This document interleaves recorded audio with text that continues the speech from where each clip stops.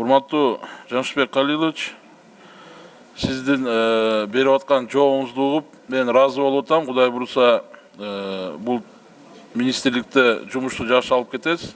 Анан угушума караганда кечки түнкү саат 11-12 чейин иштеп атат экенсиз. Ушул тажрыйбаны башка өкмөттүн мүчөлөрү да калса жакшы болот эле. Бул мыйзам долбоору боюнча мен колдойм.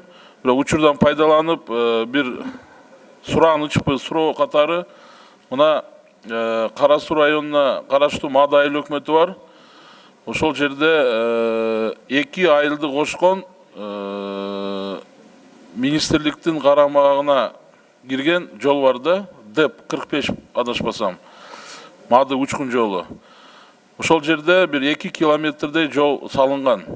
Бирок бир 2 километри бүтпөй калганда, мына 3-4 жылдан беричи, ошону бир караштырып койсоңуз мүмкүнчүлүк болсо. Себеби ал жерде поток чоң да.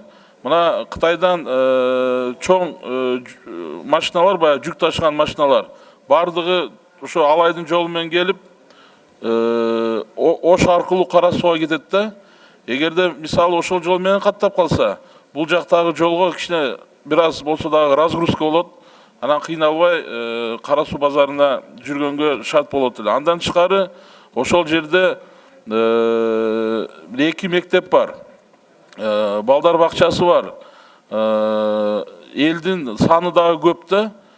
Ошол жерде баягы ылай чаңга калып, ушундай бир жаман шартта болуп атат.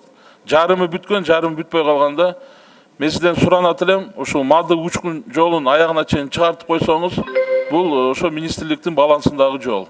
Рахмат. Рахмат, мен аны сыртынан эмес ичерисинен билем. Чындыгында ал жол аябай мындай керектүү жол. Мен сөзсүз сиздин оюңузду эске алып, эмдиги жылкыга бүткөргөнгө аракет кылам.